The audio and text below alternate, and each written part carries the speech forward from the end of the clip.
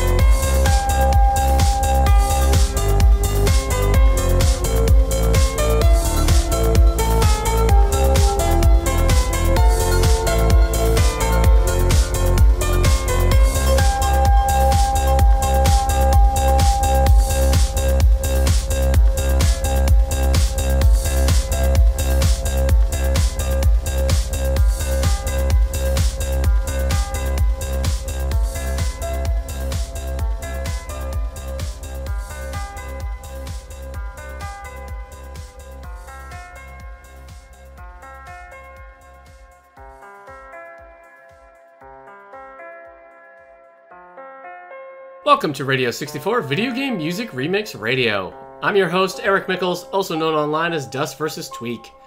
Radio 64 is part of the Radio Meanwhile network. Visit radiomeanwhile.com for more information about this and other great podcasts. Share your thoughts on this episode and request music by following the show on Facebook or Twitter at Radio64Pod. Please rate, subscribe, and share this show on Apple, Spotify, SoundCloud, YouTube, wherever you get your podcast. We opened the show with Inner Reflections by YoshiBlade from the OC remix album Arcadia Legends from the game Skies of Arcadia. And that album is a Skies of Arcadia tribute album. The whole game soundtrack remix. I really like that track. It starts off quiet and a bit peaceful with some of that piano work in there. And then when the beat picks up, it's a very gentle beat. The synth creates this very atmospheric soundscape for the song. Even when that electric guitar comes in, it doesn't become a rocking piece. It stays very quiet and pretty. It becomes a very relaxing piece that has trance elements in it. There's some synth work in there that happens a little bit early in the song that makes you think maybe the track could go in a darker way, but it doesn't. So that was Inner Reflections by YoshiBlade from the album Arcadia Legends from the game Skies of Arcadia. Up next is a track from Kirby 64, The Crystal Shards. I mean, it's an easy game. It's not a difficult game. I don't think it was supposed to be giving anybody challenges, but when I played it, it was just such a happy game to play. It had the thing where you would eat your enemies and you would absorb their power, but it would let you absorb a second power so you could mess around with the moves. So if you ate something that gave you firepower and then something that gave you a second firepower, you'd have a super powerful fire move. But then you could eat other things to mix it up with that fire. Maybe you'd have a fire sword, or you'd become like a fire comet, or you have like a fiery ice cube. You could just keep mixing all the different elements and powers there. It was a very charming game. Kirby 64 is one of my warmest memories back on the 64. And it came out in 2000. It's kind of one of the later games on it. So it's kind of like, it's a bit some of my last memories of the 64. Just a really fun game. This is a fun piano piece that's going for a bit of a jazz vibe. It's remixing the Aqua Star theme from Kirby 64. All the levels had really wonderful music. The music in it was also very charming. The whole game was an exercise in charm. This is Aqua Tides by J Disaster 64 from ocremix.org from the game Kirby 64, The Crystal Shards.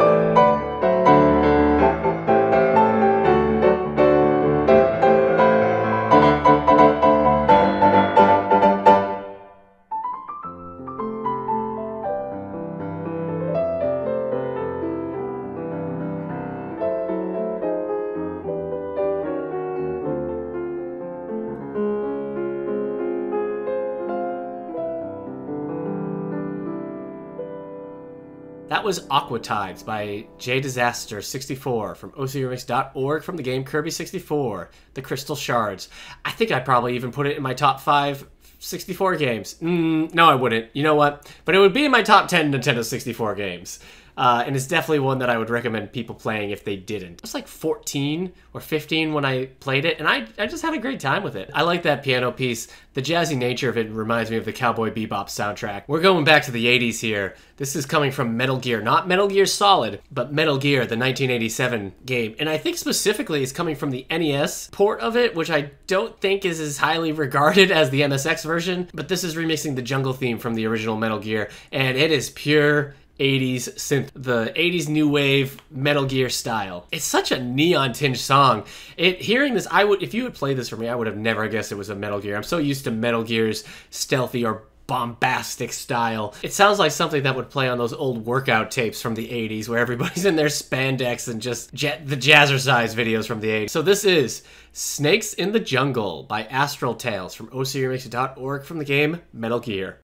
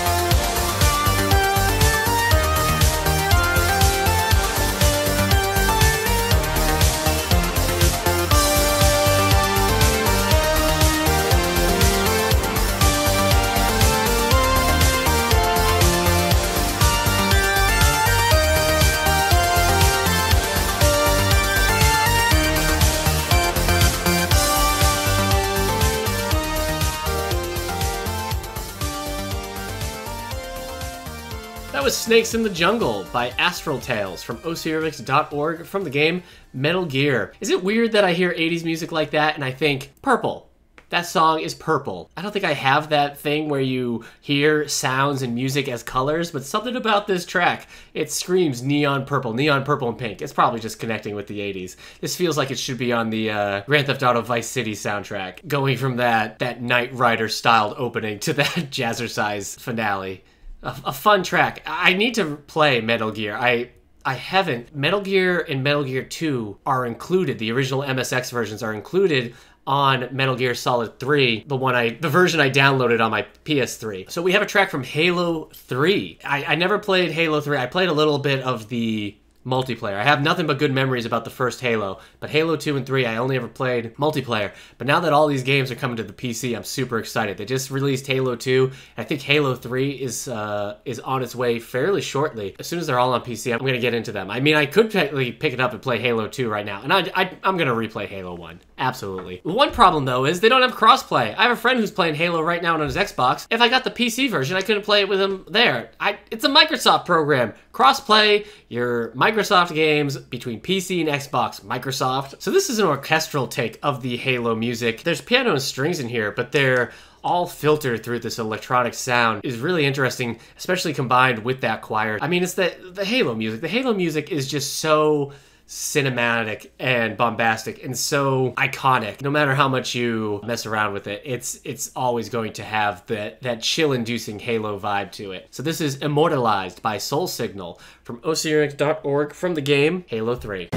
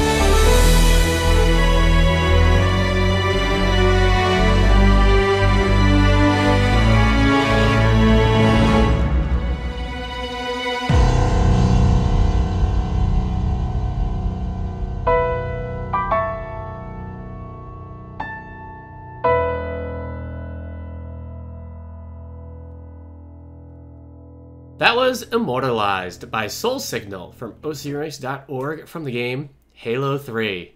Finish the Fight and Never Forget were the tracks from Halo 3 that was remixing. Oh my word, here is a track that I don't even know if I can describe to you how much I love this. It's remixing the Cosmo Canyon theme from Final Fantasy VII. It's taking all these wind instruments, all these acoustic wind instruments, making the very folk nature of the Cosmo Canyon the theme here. It's so fun. I mean, it's such a unique sound. I have a lot of favorite Cosmo Canyon themes, but this one has become one of my new ones, one of my new favorites, absolutely. So this is Howling Winds by Forest Elves from OCRemix.org from the game Final Fantasy VII.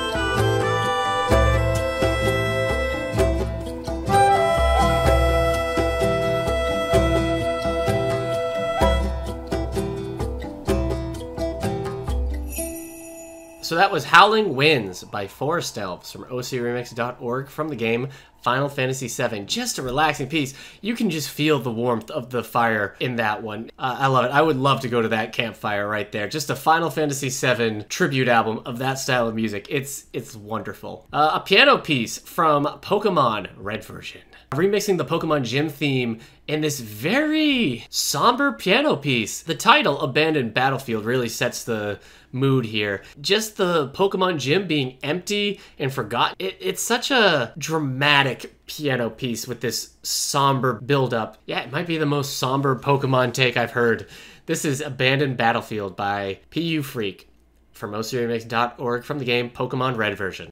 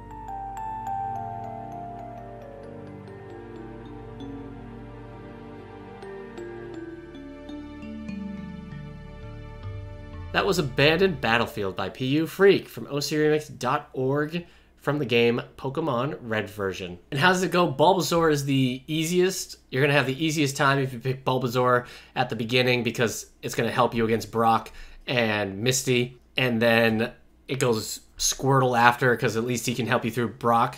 But then Charmander is the one that's supposed to give you the most difficult time if you pick Charmander. Brock's not super weak to any of his moves unless you get Ember, and even then it's still not super effective. And then Misty, there's a water trainer. I always went to the side right before I think you get to the forest where there's very rarely you can find a Mankey and teach him, I don't even remember what it was, but teach him, he learns a fighting move very quick. That was rock type is weak to fighting type, so just karate chop my way through Brock. And then I found an Oddish later on. Memories of Pokemon Red. Here's some spooky techno. This is coming from Luigi's Mansion. It's remixing the exterior mansion theme from Luigi's Mansion. Very buzzy synth, a beat that reminds me a bit of the Donkey Kong Country 2 soundtrack, mainly Lockjaw's theme. It's a whirly piece of aggressive synth. This is That Balcony Thing by Xaleph from ocremix.org from the game Luigi's Mansion.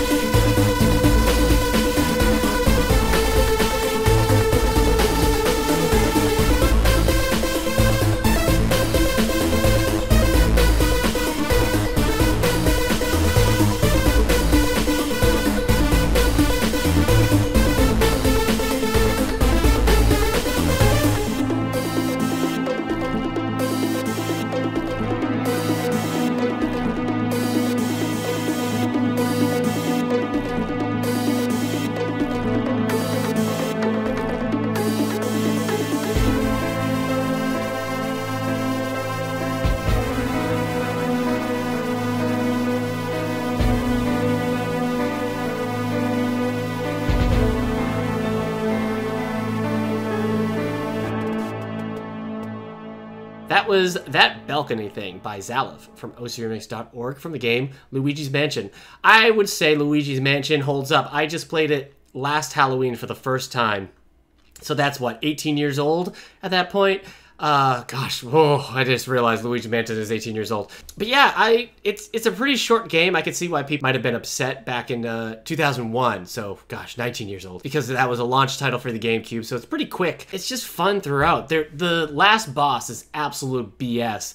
The Boo Bowser ghost thing, it's terrible. I hate it. But for the most part, just chasing the ghost through. The mansion is equal parts spooky, equal parts fun. It's a well-made game that I'm glad has stood the test of time, because I remember people being slightly disappointed with it when it came out on the GameCube, but I think it's more beloved now than certainly Mario Sunshine is. All right, here's a really dirty rock piece coming from F-Zero, remixing Mute City. F-Zero is one of those series where every level, every race, every course, all the track music, they're all bangers. It's absolutely a series that just rocks, or sometimes has really lovely pieces of music. I mean, the guitar in this is just so raw and so grungy. It's great, and it's still, because Mute City is such a strong track, it still has this very melodic, hummable sound through it all, but the guitar just makes it seem like F-Zero's gone underground. This is Voices Broken by JJT from ocremix.org from the game F-Zero.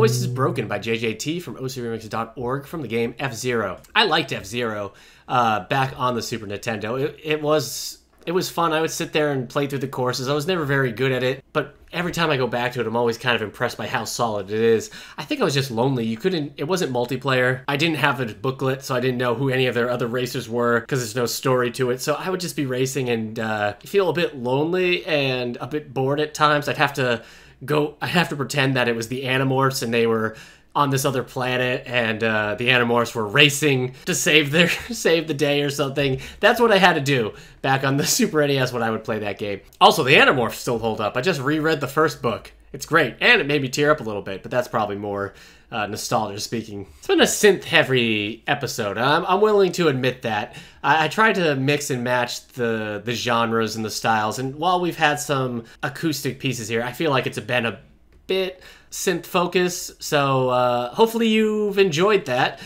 because we've got one more track that's synth focused. This one is coming from Paper Mario The Thousand Years Door from the GameCube, but this one is such a happy, poppy, boppy song that I can't imagine it's not going to put a smile on your face. The chiptune in it is just so pure. It's pure chiptune that is too pure for this fallen world.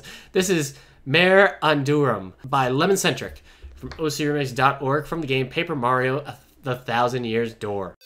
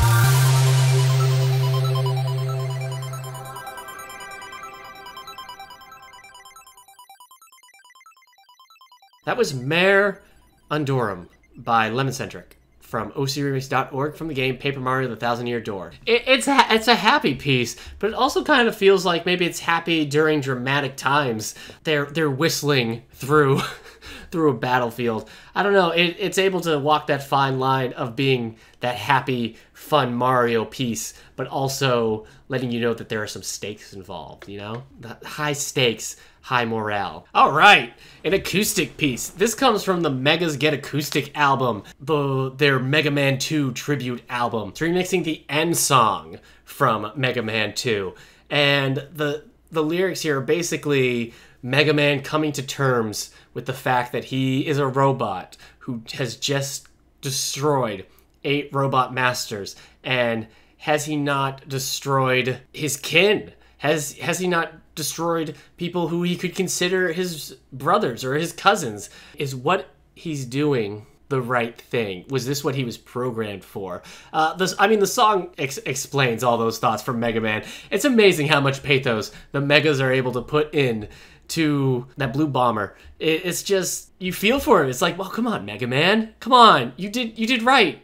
Right? The acoustic is just so focused and crisp, and the harmonizing in the vocals.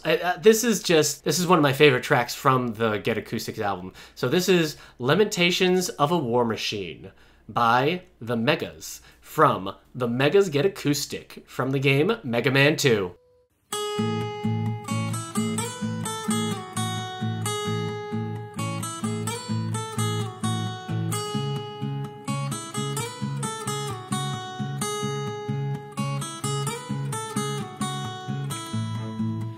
Save the human race by staring death right in the face, and it's because of my bravery humans are saved from slavery. Tell me, Dr. Light, what did I find? Tell me, doctor, was I right?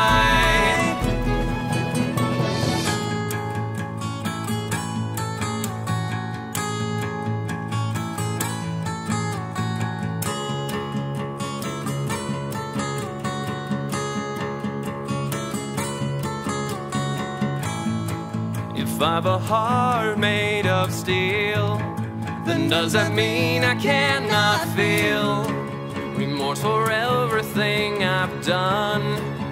My hand's a smoking gun. Me, Dr. Light, what did I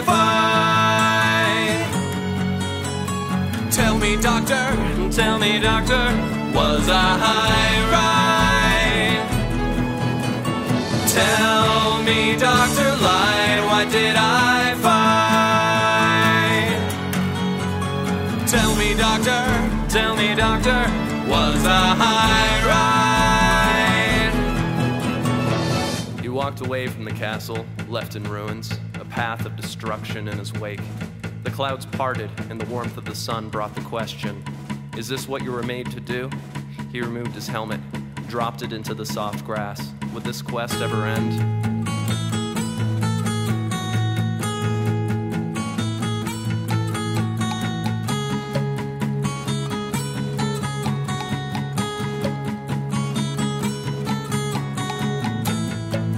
What purpose am I to fulfill? Was I built to kill? Is there a soul beneath this shell? And will it go to robot hell? Me, Dr. Light, what did I find? Tell me, doctor, was I right? How many must fall until there's peace? For all, tell me, was I wrong before we get to the end of this? This is the ending song. Was I wrong? This is the ending song. Was I wrong? This is the... Thank you for playing. Good night.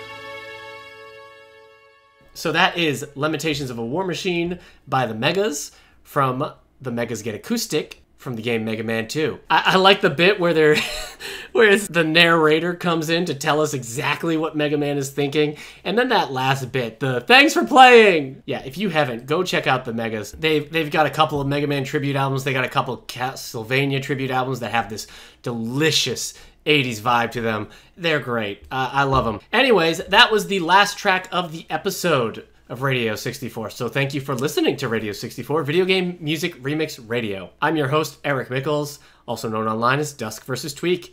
Radio 64 is part of the Radio Meanwhile network. You can visit radiomeanwhile.com for more information about this and other great podcasts. Share your thoughts on this episode and request music by following the show on Facebook, Twitter at Radio64Pod. Please rate, subscribe, and share the show on Apple, Spotify, SoundCloud, YouTube, wherever you get your podcasts. Thanks for listening.